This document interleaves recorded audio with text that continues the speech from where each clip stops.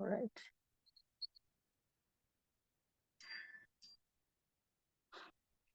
Okay, so did you put the attendance? You have not, please let me know.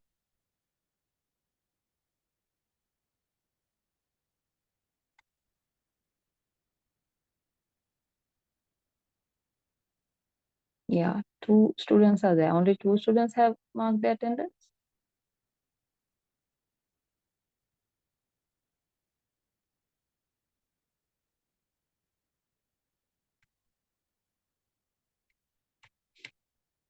So you need to mark your attendance in the tool to inform your participation, right?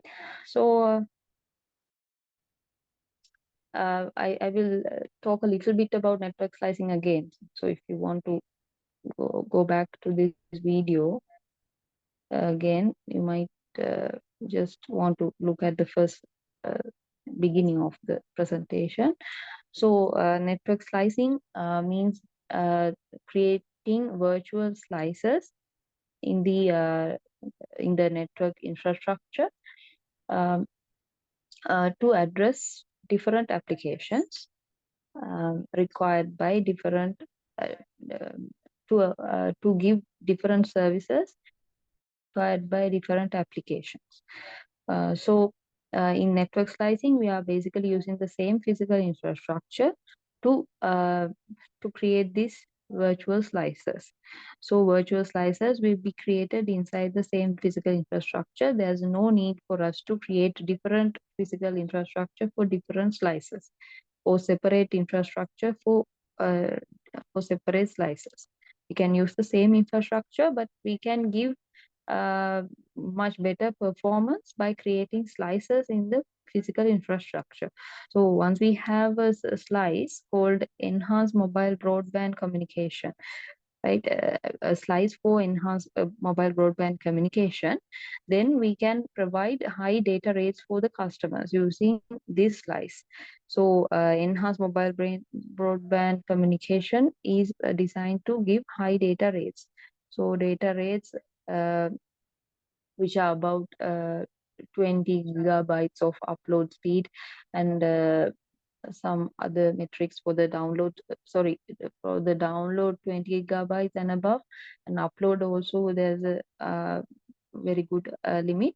So with 5G, we are going to give high data rates to the customers, and that is known as enhanced mobile broadband communication. So basically, enhanced mobile broadband communication is used for CCTV camera monitoring and for like augmented reality, right? So that is going to be one of the technologies upcoming in the future for people who want to use augmented reality to play games and also like do engineering tasks like digital twins concept, if you can remember. So the digital twins concept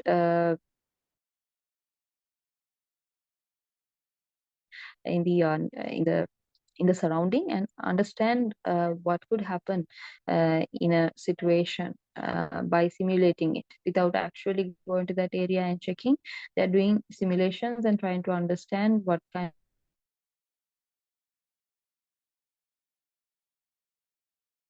applications we require high data rates in order to give the necessary performance. So therefore, we need high data rates for applications like those, and we need a separate slice to provide that application.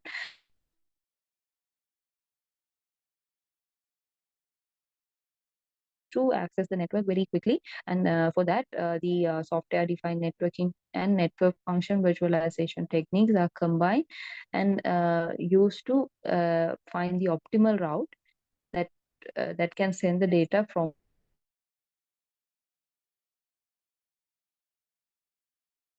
node. And then we have ultra reliable low latency communications.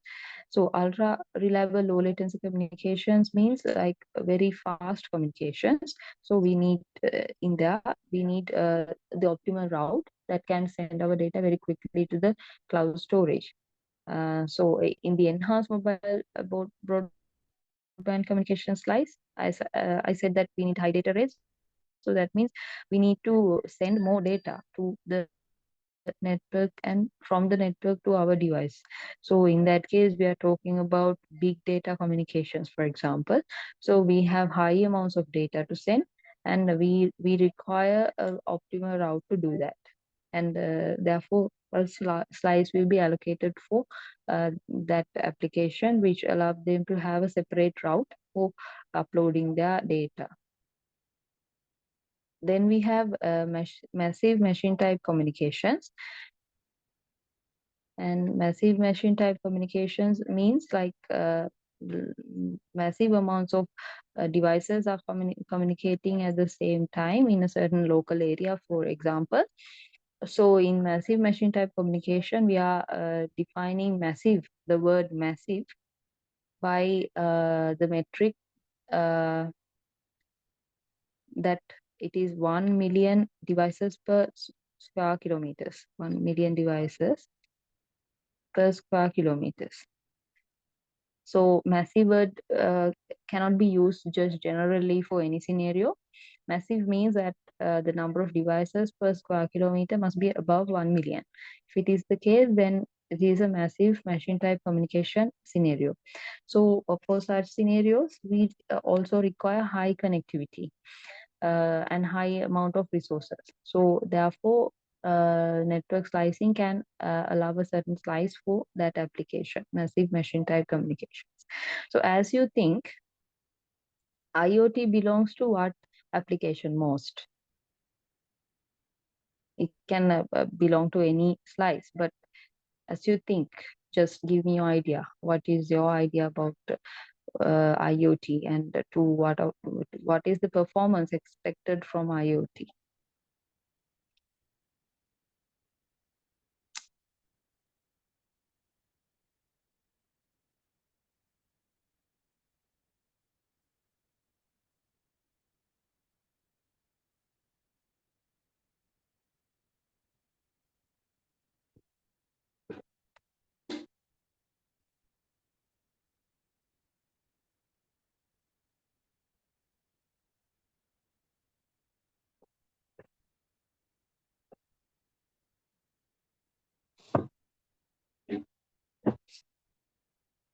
So there are three types of performance, right, in here. So high data rate, so low latency, or a massive connectivity, as you think.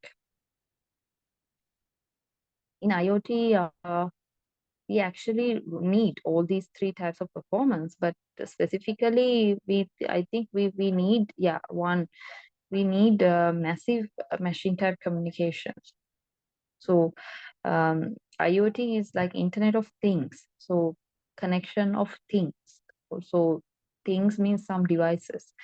So devices connecting to each other means like massive machine type communications is more related to that concept. In IoT, we have scenarios in the future, for example. Even now, I think those systems must be there. So in the future, we are going to connect everything to the network. Like we are going to put sensors in all the aspects of the environment, in the buildings, and so on. And we are going to connect a lot of sensors and sensor-based data to a local server and then to internet. Therefore, we need a massive amount of connections and connectivity, and therefore we require support us. So the infrastructure should be able to support that communication. So we need to inform the infrastructure that we need this requirement. In that case, the network infrastructure will allow us to have a separate slice for communication. So if we have a separate slice for communication, then we can upload our data and we can send our data through that separate slice.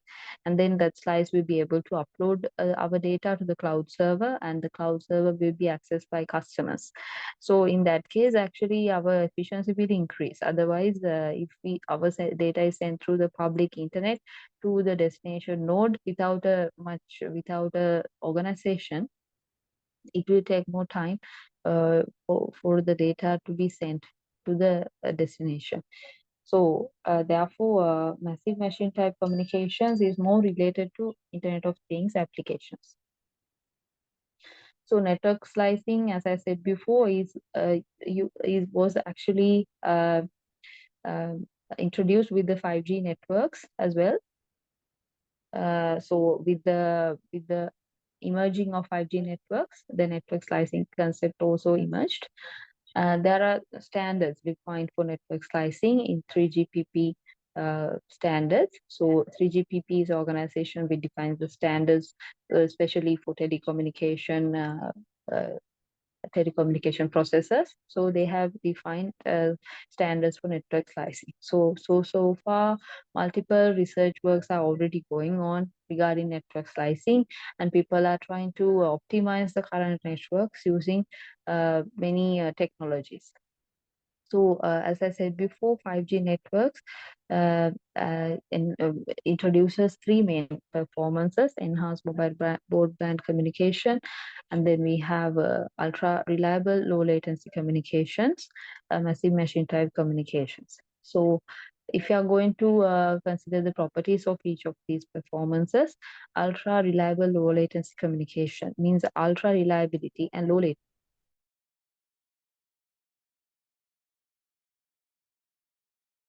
accuracy of the data that we receive, and the amount of errors that it contains. And therefore, like ultra reliable means that the data that they are sending must be of a high quality.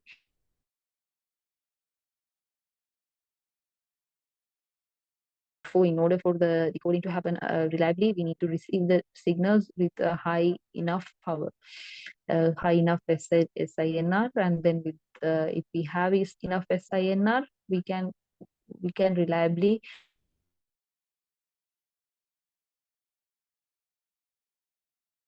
can have high accurate data. So we require reliability and also low latency most of the time.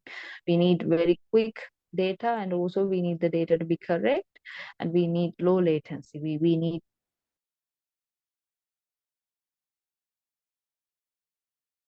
why we are using ultra reliable low latency communications in that scenario. So for situations where we require that type of performance, we need to ask for ultra reliable low latency communications. So they are used basically for different applications such as vehicle to vehicle communications, drone communications, industrial automation, smart manufacturing, facial recognition, and so on. So in applications where mobility is considered, this ultra reliable low latency communication is highly used. So when devices are moving, the communication links get weakened with the network infrastructure. In that case, the communication link is not established correctly, and the data we are sending will not be received correctly or reliably at the receiver, and therefore there could be breakdowns in communication and so on. So for those applications, we require specific consideration. And then for enhanced mobile broadband communications, we talked that we are going to give high data rates. So high data rates are required for situations we are using like large amounts of data at the same time, and then we do some processing in the cloud and so on, and we need that for virtual reality and augmented reality applications and so on. So massive machine typed communication is more related to Internet of Things, as I said before. It is basically used for local networks which use massive amount of data, and massive amount of devices are connected to that local area, for example.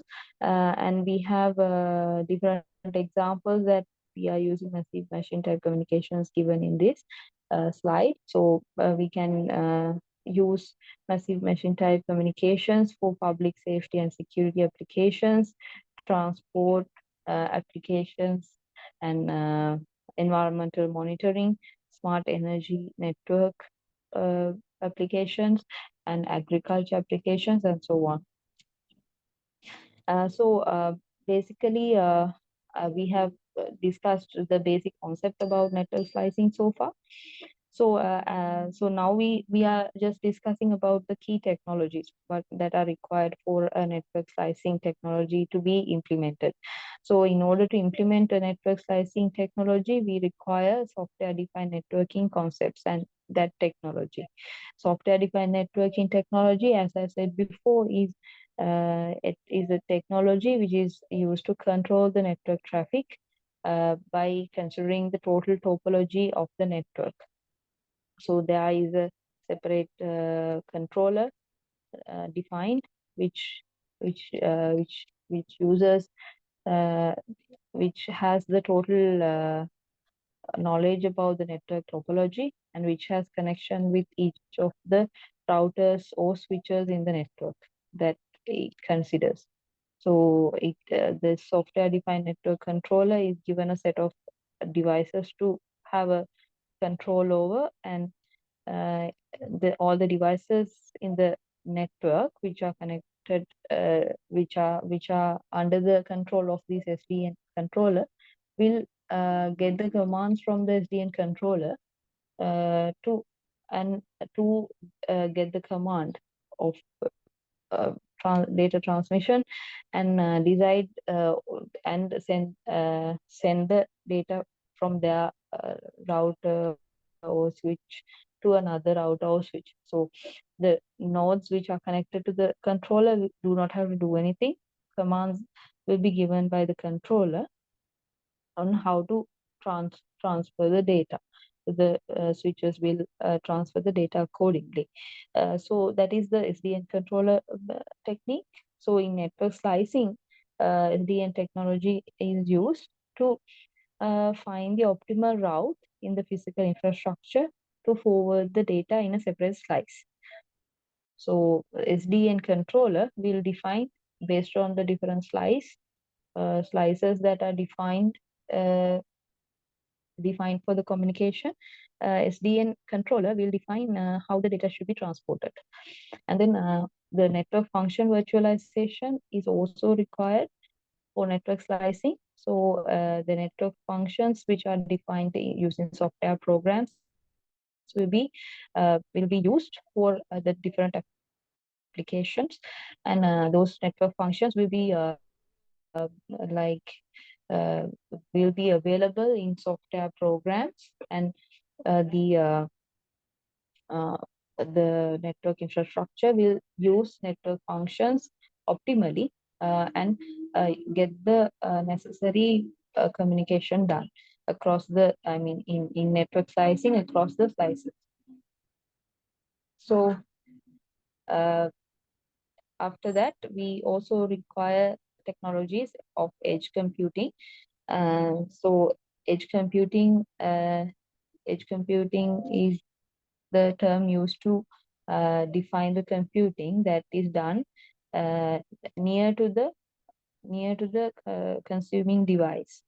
So if we have a set of routers and we have a local server which is connected to a set of devices uh, that are doing some action, these devices are uploading their information to the local server.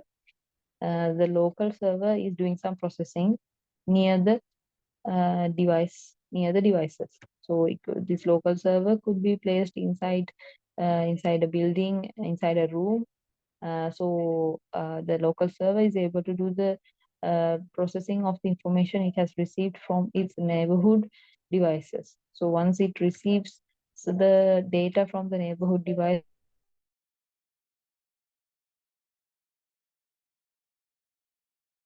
it processes the data such that the necessary, data is processed up to a certain point that it can be relayed to the internet.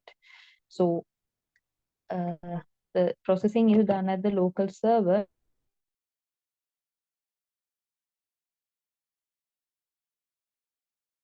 computations done at the edge. So in the term edge means that uh, the server or the processing done near the devices that are connected to the network.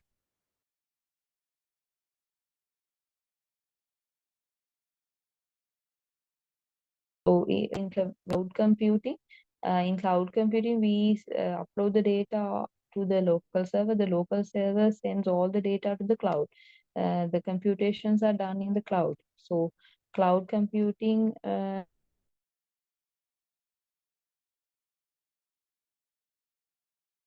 processed. But in the edge computing, the data is can be processed directly at the first access point, and the and in the server that is connected to it or connected in the local area. So the server will do some computations and can give some real good decisions about the network communication, and server will give some good decisions about the communication. So in that case, we call that as edge computing. So that edge computing concept is also required for network slicing applications. Basically, as I understand, it's because the server can decide whether it requires what the server can decide what kind of network requirements are there for the connection in that local area.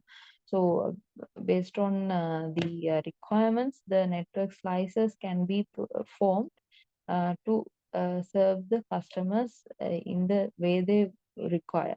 So edge computing is also used for slicing, network slicing procedure. We have network orchestration. Orchestration means like controlling all the functions in the network slice. So we have when we build a network slice for a certain application, we have, as I said before, like we have different slices and different networks. So first we have the random access network, which defines the access of the devices to the wireless networks. And in that case, we have a random access network, means basically collecting the data by a base station, and the data that will be collected at the base station will be sent through the transport network. Transport network, uh, and the data will be sent to the core network. So after that, the core network will decide to what transport network it needs to forward the data, and based on that, the transmission will happen on the other side. So the transport network basically consists of switches and routers which connect the data traffic from one location or sending location to the destination location. So basically, in the transport network, we have a collection of switches and routers, and those switches and routers will be controlled by the software-defined networking technology if it is available. So basically these random access network, transport network, and core network are defined as slices in network slicing. So basically for a certain application, one slice is defined for the random access, one slice is defined for the transport network communications, and one slice is defined for the core network communications. So all these slices form the single slice for the application. So we will get to one application, and we will we will study about how the slices are created in that instance. Then we have network function chaining, which means that network functions are ordered and connected in a certain order such that the performance or the service that we require is achieved. Then we have network slicing management and control. Right? Then that means that network slices must be managed properly in order for to like reduce the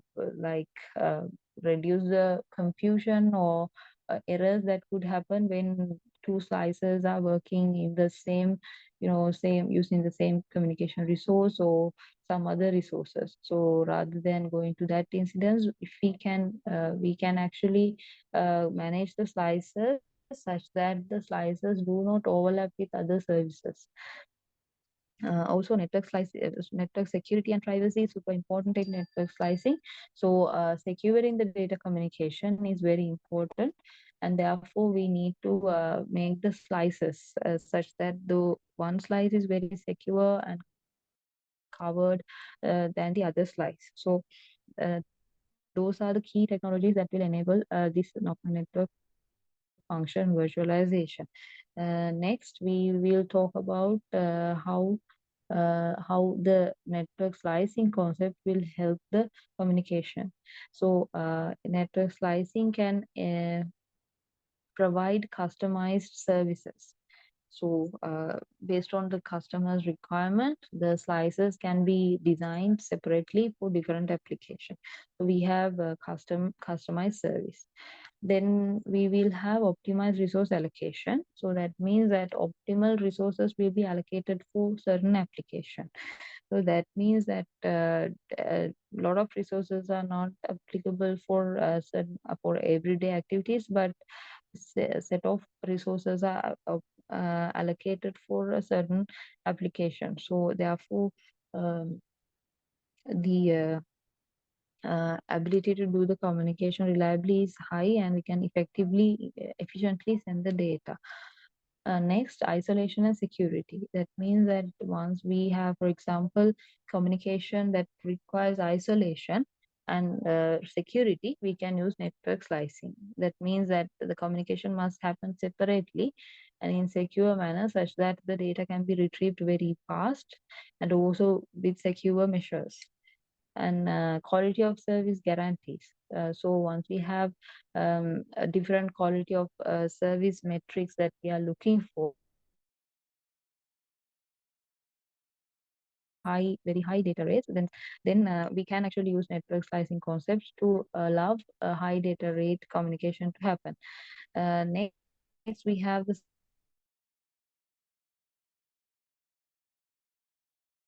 large number of devices in the local area. Then we can actually use this network slicing concept to give connection to different types of customers. So network slicing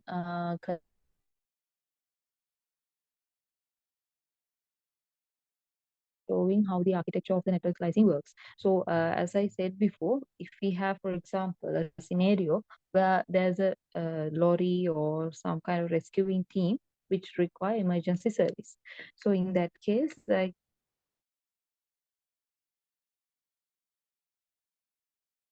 that this rescuing teams require is sent to the base station, transmitted to the base station. The base station will transmit that data to the transport network. The transport network will forward the data in the optimal.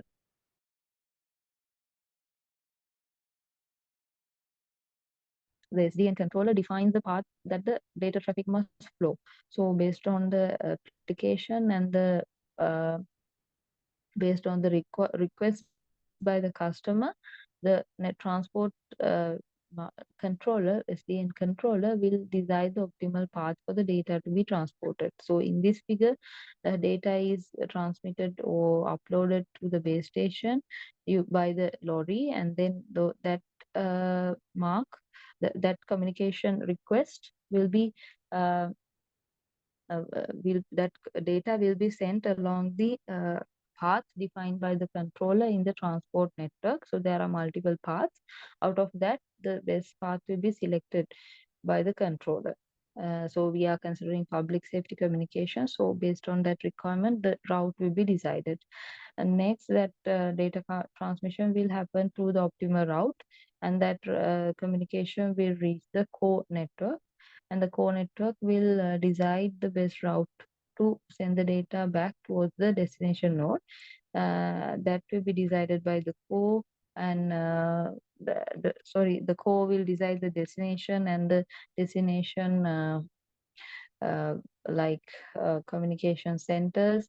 After that, the data communication will happen from the core network up to the customer using the same procedure that was used to upload the data to the core network. If you have any questions, you can ask. So I will go ahead. So network slicing concept, we can see for using an example scenario how it works. So if we are, if as I said before, if we take, for example, a condition of public safety applications, then we require uh, specific services for that specific application. So uh, we require critical voice applications for our public safety service. Let's assume we are going to give public safety service using certain rescuing teams, and those rescuing teams require critical voice communications. Um, so those voice communications will require only low bandwidth and low latency requirements, and they will ask for that service. Then they will also require data communications. They will require connection to the internet, and they will require some bandwidth that allows them to access the network or the Google Maps, for example, to find the location of the victims during a certain disaster or emergency scenario. So that is where the public safety, like public safety organizations are for. I mean, they are going to give services to the people. They are going to find out the emergency areas. They are going to give services to the victims. So that can be done using this second requirement, which requires medium bandwidth loss tolerant and so on. So these are basically applications, different applications that require different performance. Based on the different performance required, the network slicing will be done, and the slices will be allocated for the different applications. So basically, public safety service, let's say, uses these requires these services, and they first inform the communication service provider regarding these requirements. So communication service provider will form a service level agreement with the public safety application providers, and say, okay, we are going to provide you this service under these constraints. And then afterwards, after the service level agreement agrees to give the necessary service, the we can actually establish a slice for our application. So we need to inform the communication service provider about our requirements, and once they agree with our requirement, they will allow us to, or they will form a slice for our communication. We once we have created the agreement with the communication service provider, the the communication service provider will form the slices for the different applications. So once we are considering public safety application, we will take that we are creating a network slice for public safety services. So we call that as public safety service slice. So um, it's just a random name. We can put any name there. We can put any name of our liking there. So in here, since we are for our application, we are mentioning it is as public safety service slice. So this public safety slice will be determined by the communication service provider. They will provide that slice for our application. So in order for us to implement the slice, we have to implement those slices in the three uh, like network components in the physical network infrastructure. So as I said before, the physical network infrastructure consists of three main networks: random access network, transport network, and core network. So the random access network has to be controlled separately. Network also has to be controlled separately. 5G slice also has to be controlled separately. So they can be controlled by this network slice orchestrator also. But inside the slice, if we can have some more functionality once we have some more another controller to control that function. So anyway, we have the single slice, and that slice also can be divided into 3 slices, and those 3 slices will give different services. So then we have the software-defined networking controller applied in the transport network to forward the data packets across the optimal path towards the destination.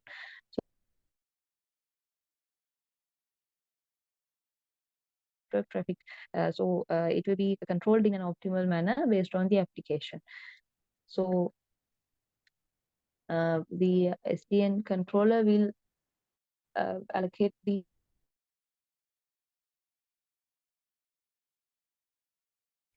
apart from that, once we have different different different customers with the different service requirements, we need to create more slices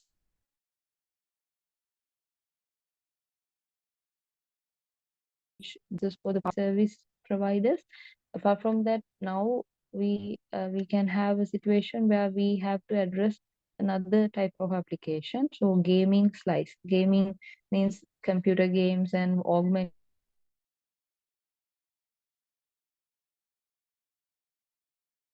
via high data rate.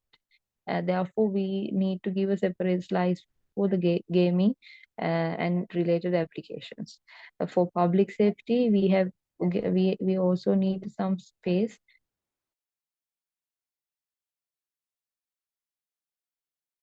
for the slice. There are also different quality of service that is required by different applications.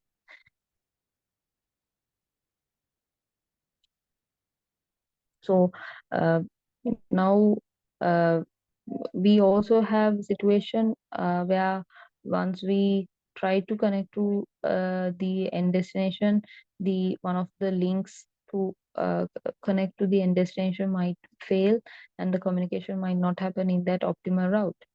However, in that situation, SDN controller will receive messages from routers and switches that a communication link has been broken, and that we cannot send the data traffic along that route. In that case, SDN controller will select another route to send the data across towards the destination. So the SDN controller can quickly configure the network such that the data can be sent in another route rather than using the same route which has some weakness or weak points. Therefore, SDN controller is a very flexible controlling method which allow users to transmit the data in a separate route if that normal route is broken or not in functioning mode. So uh, so those are the things that can happen in network slicing. So as of now, in network slicing, we have several challenges that we face. Resource sharing is one of the challenges. So resources means like for communication we need resources. So the word resource means like the time slot that we are using, the carrier we are using to access the network. So basically the resources that are required for communication are defined uh, by by the word resource. So communication resource um, is defined to uh, inform like what kind of frequency, time, and some other techniques used for the communication, what kind of parameters are used for the communication.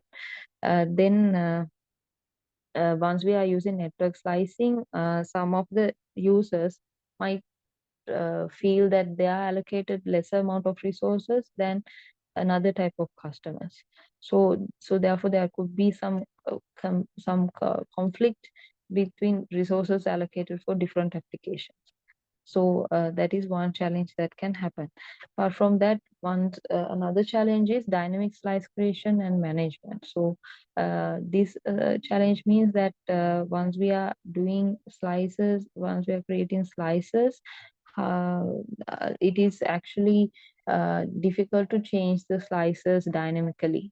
So with the time, once we want to create another slice, and once we want to remove the current slice, those things actually can be challenging and time consuming. Therefore, it is known as one of the challenges in network slicing. Then we also can say that isolation among network slices can be one of the challenges. So that means that, as I said before, we are using the same infrastructure to forward the calls. So the same infrastructure, we might we might not be able to like have isolation between slices, right? Slices are virtual slices that we create, and those slices are implemented in this normal infrastructure. So once we have one slice created, and there's another customer with another slice, we need to do the communication in the same infrastructure. So although we are trying to send the communication in a separate, very isolated slice, we cannot actually do that in reality. It needs to go through a common route that the others also use. So in some communications, and in some parts of the communication, the communication packets will overlap with the another person's route. In that case, we actually cannot isolate the network slice completely. We might need to allow some overlapping of communications uh, uh, once it's actually happening in the infrastructure. Then the security is one of the big challenges in the network slicing. So network slicing uses the slices.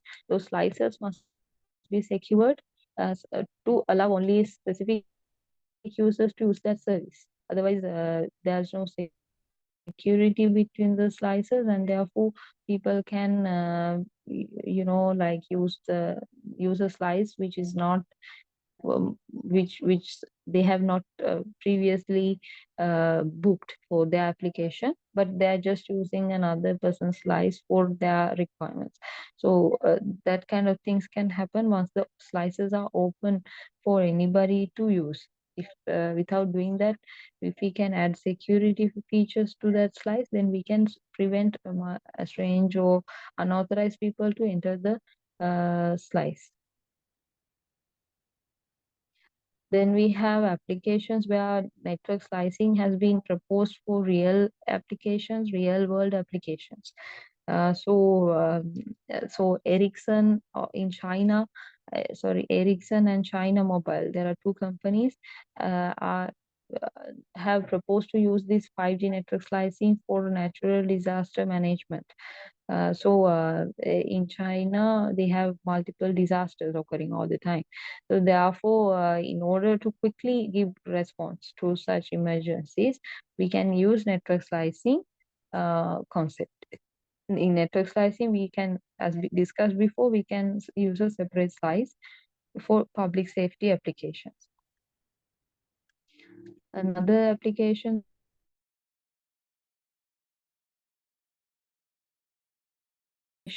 uh, for to enhance the experience of football matches, and for to enable people to watch the football matches with the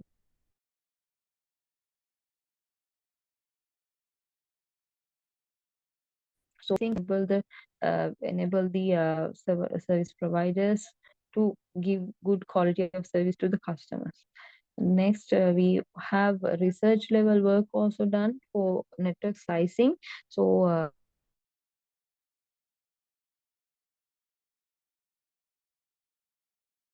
the first proof of concept on dynamic robotics and 5G networks in security. So they have built dynamic robots, and they are trying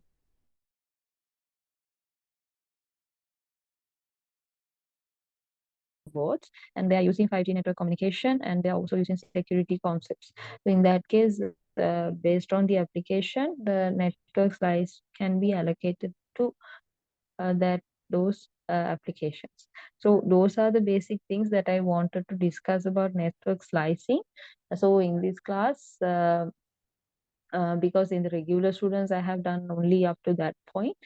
So summarizing what I have done so far in today's class, I will explain in a very short time. So we have in our communications the network infrastructure, which consists of base stations and access network, radio access network.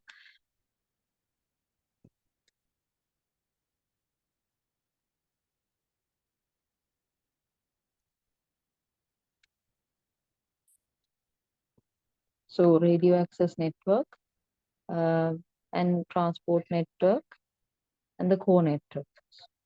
So we have these three components which form the physical infrastructure of a network, and the devices can connect to the network using the radio infrastructure, and they can get access to the core network.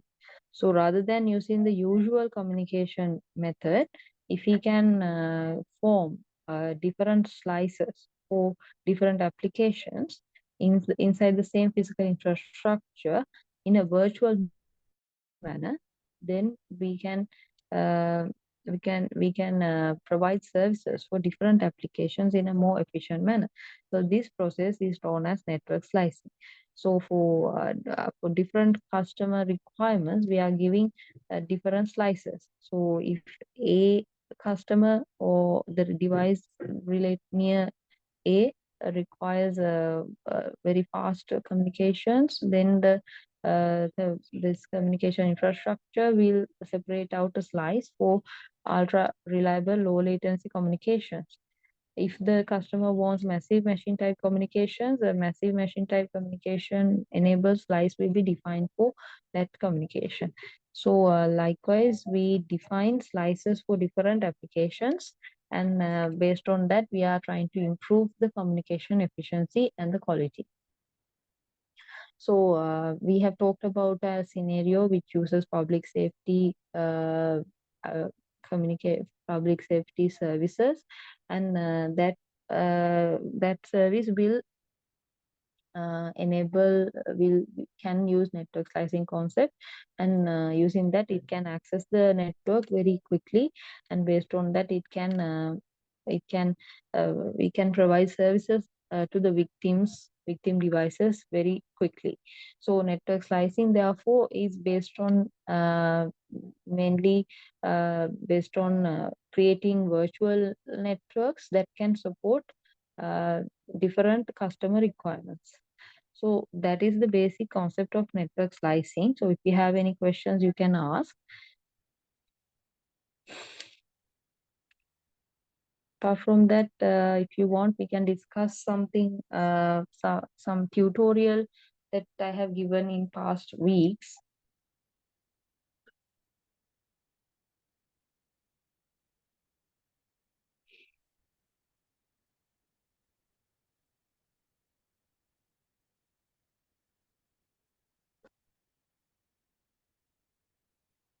So if you have any questions, you can ask not only about today's lecture, but also about the module. Um, if you have questions related to the yes, yeah, we can talk about the project. So do you have any questions, specific questions about the project?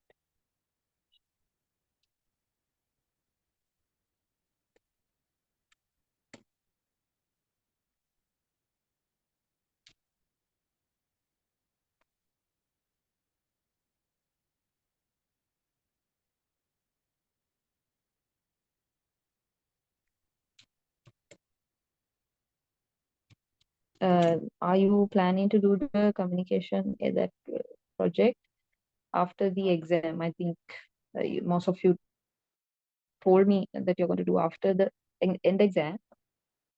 So in that case, I think you need to finish during that 1 month duration that I will be giving. So after that, there's not going to be any extension to the deadline. So just keep that in mind. So I cannot do any extension because I need to submit the marks. So within 1 month, I need to submit all the marks. So in order to do that, you need to submit within 1 month. Therefore, if you need time, you can start working on that currently, even now, and then you can, submit the presentation and the video of the, video of the project and the report related to that. So if you have any questions related to the size of the project that you have and that you can't upload, like short document, then you can upload that to the Google Drive, and you can take the link. You can share it with me, and you can include the link in your report and just submit the report. So uh, apart from that, if you I don't do any deadline extension to this your deadline, because it's all very late by that time, so therefore I won't be doing any extensions. Apart from that, you have like end exam also, so therefore try to complete the work related to both the content of the lectures and also the project.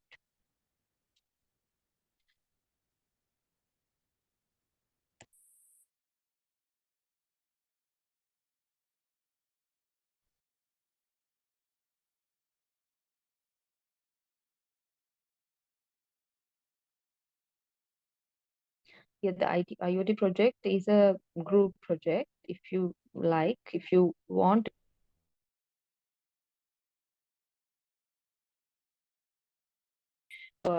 it depends on your preference. You can do in your um, own way. So the instruction for that project is given in the LMS, in the sheet. The IoT project instruction.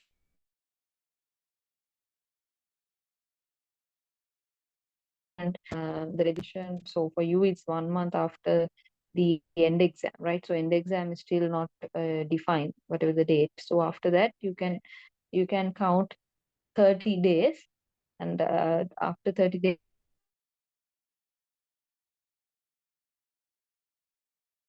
that also are given in the instruction sheet, the equipments you need and the softwares you can use, you can use like that. And if you face in problems in really implement whatever I have given exactly in the instruction sheet due to some kind of hardware or software limitations, you can let me know by email. Then I will address that concern. If you are really facing some trouble, I will address that concern. So just try to do it first, and then you will face some problems, and then you can inform me. If I am satisfied with your limitation, then I will ask you to do something as a solution. So you can contact me once you face some troubles. Then yeah, so that is basically regarding that. So we will talk about the tutorial that I have not done to you, which is the tutorial which is given as IoT I9 in the LMS. IoT I9. So, uh, so you're asking about the end exam being open. With actually, I'm hoping to give a closed book exam. And physically it will be helpful for some students. So some of your students mentioned that some of you are not able to attend the lecture in physical mode, and therefore I will allow for those students to write the exam in the online mode. So by the time the exams comes, you can inform the registrar and inform like valid reasons of you doing in an online mode, and then once they accept it, you can do the online exam. However, it will be a closed book exam. We will be monitoring through our exam tools that we have. So we will be conducting in closed book mode. So you need to have all the data, all the content ready in your head before doing the exam. So materials are not allowed. You need to study beforehand, come into the exam. So this is the tutorial that is available in the LMS. I hope you can see that. The title is IoT I9. So this document is given in the LMS. So you can go there and you can check this. So tutorial questions I will be focusing mainly to give you some experience of the exam and how an exam question will be. So an exam question will be in the format given in this slide. So in this tutorial, in this question, I have given some question related to a specific scenario and how, as an engineer, how as an IoT engineer, you can solve that problem using IoT technologies, such as, for example, defined networking, network function virtualization, and so on. So in this question, we have asked regarding a scenario where an IoT engineer has been tasked with designing a smart vendor IoT system connected to an SDN assisted network. Right. We are connecting smart vendor machines to a IoT network, and that IoT, once it is connected to the IoT network, then that communication of data from the smart vendor machines to the end destination will be done using SDN technology. So SDN technology will enable the communication between the smart vendor machines to the cloud servers, let's say. So the cloud servers will receive the data in the route that has been defined using the software defined networking. So apart from that, we also have to consider about the other data traffic available in the network. So so our software defined network controller will understand the traffic in the network, and it will give us the optimal route to forward our data to the destination. So first we have to actually draw the architecture of the SDN assisted smart vendor IoT network, and we have to label all the relevant components. That is one task. And then we have explained the idea of the data communication process in this network using SDN, highlighting the role of the SDN controller. So how the SDN is working in this situation, we need to explain. And then we also have to assume that NFV is also enabled in the network. So discuss how network operators will benefit from using NFV and SDN compared to traditional networking. So those are the questions that are included in this tutorial. Uh, so you can ask me questions if you have. So I will give you 5 minutes to try to write some answers to these questions. Then we will talk about some answers that can be written.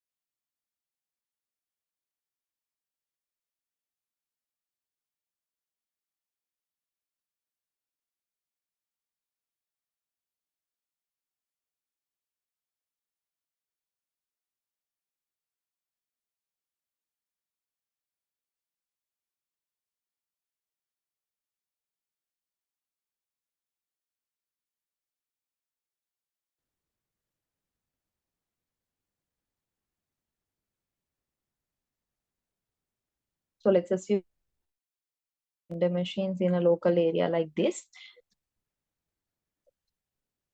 And those vendor machines are connected to a local server wirelessly or in a wired method.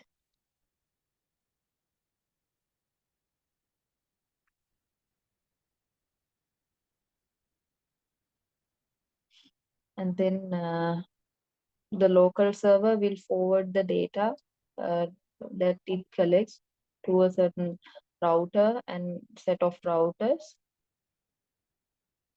that consist the public internet, for example.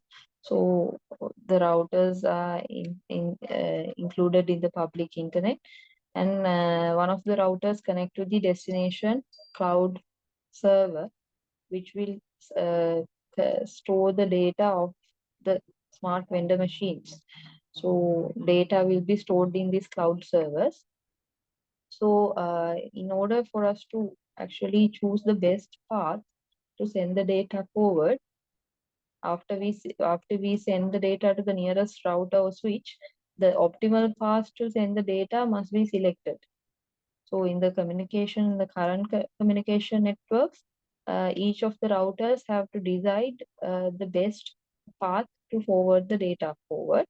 However, in the SDN technology, the routers do not have to decide at each of the router level what is the best path to forward the data. Rather, they will use a SDN controller that they will use to take instructions on where to send the data forward. SDN controller will be defined for our specific application, right? That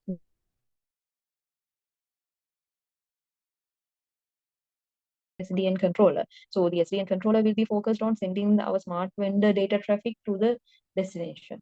So the data traffic that are going along in the public internet for other applications will also.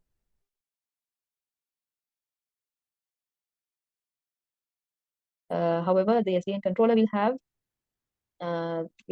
the knowledge about the network topology, and it will have the connection to the routers and switches, which are.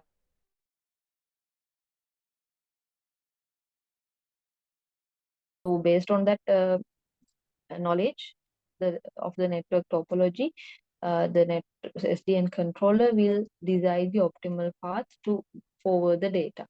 So SDN controller will send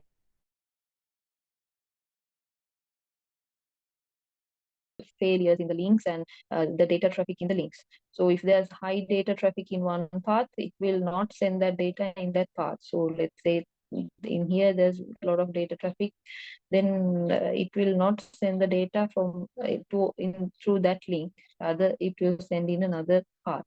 So the SDN controller will form the optimal path or instruct the routers about the optimal router to which they need to send the data forward. So likewise, it will define the communication path from the sending node to the receiving node. And then after that, the controller will actually benefit the communication. So this is how SDN controller can be used in smart vendor IoT system and send the data effectively from the source node to the destination node. That is one question I think that was there in the question. So second one was that the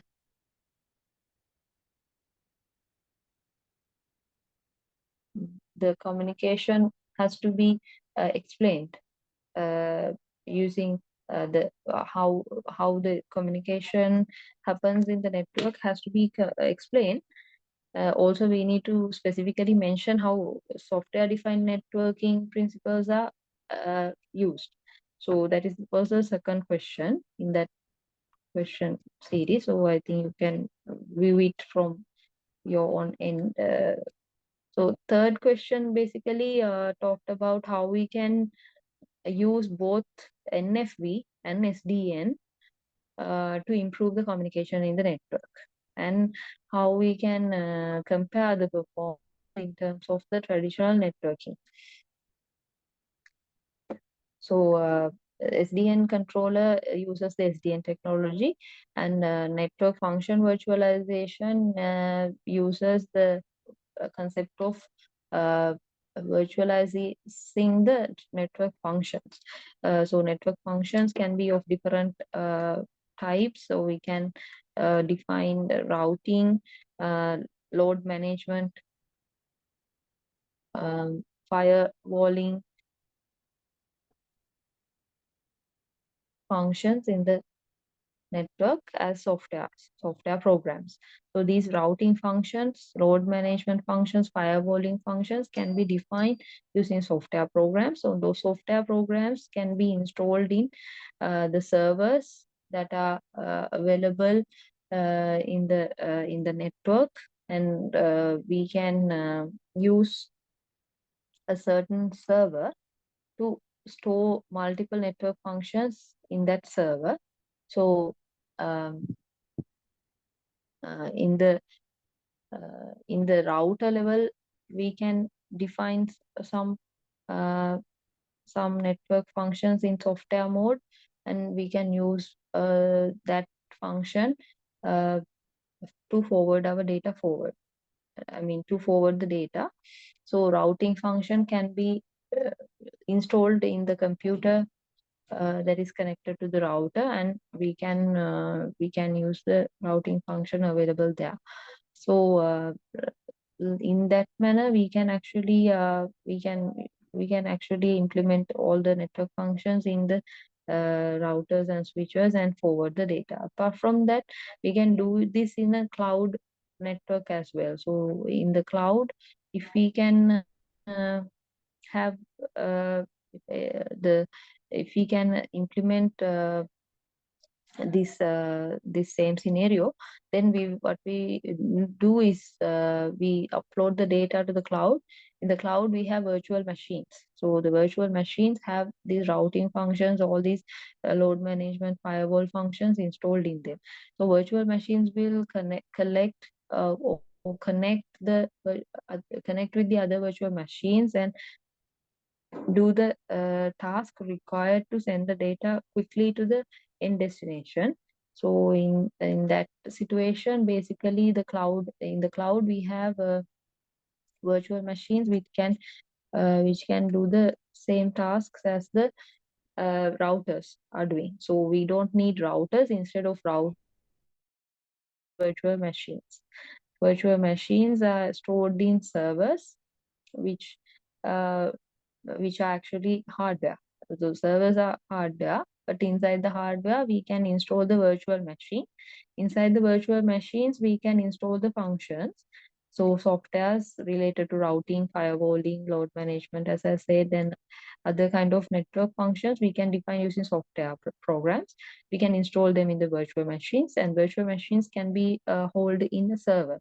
So servers can be found in the cloud, and those servers can work together, and they can be used to communicate data from one location to another location.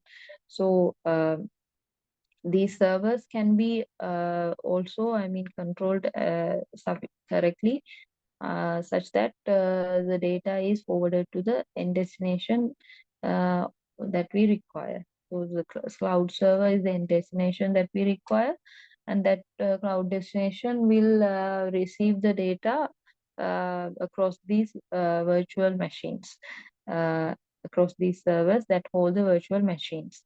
So the data traffic that needs to be sent from the source node to the end destination will be determined using the SDN controller. So path will be defined using the software defined controller. So this is how network functions and network function virtualization and software defined networking can work together to save the time and send the data.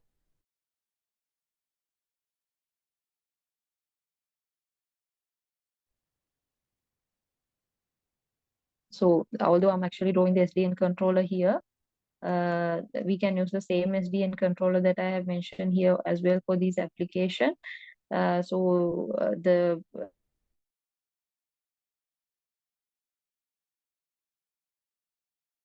available in the cloud, in a cloud, in a separate cloud server,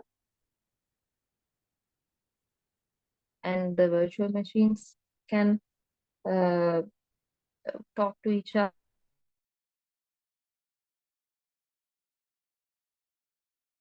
So we can, we can either use routers as routers, or we can implement routers and their functions in virtual machines in the cloud.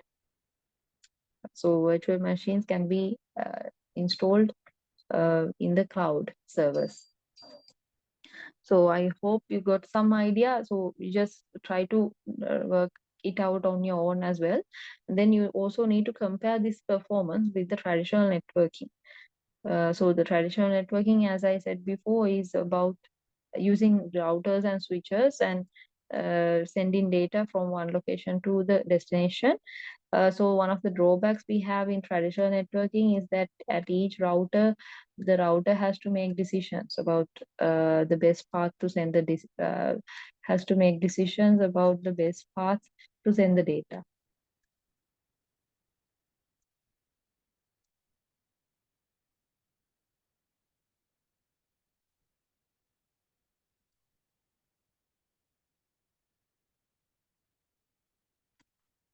So in that this thing can delay the network communication, and will lead to a lot of problems uh, because of the routers not having enough knowledge about the network. Also, we have to use specialized hardware to do the network functions. So that is costly. Um, all the time, companies are looking to reduce the costs in the networks, in their communications. Therefore, they are looking for less expensive stuff. So specialized hardware for networking is costly. Therefore, the traditional networking is currently uh, having these problems. So they have to buy specialized hardware for networking. Each of the routers have to do decisions, which means that at each router level, the performance has to be really good. If there's some error at each router, then the performance of the overall communication reduces. So likewise, there are some challenges in the traditional network. In order to address those things, we can use the software-defined networking and network function virtualization techniques, which enable us to define softwares for to do the same function that specialized hardware can do. So rather than using those specialized hardware, we can build softwares which less cost, and we can do the same function.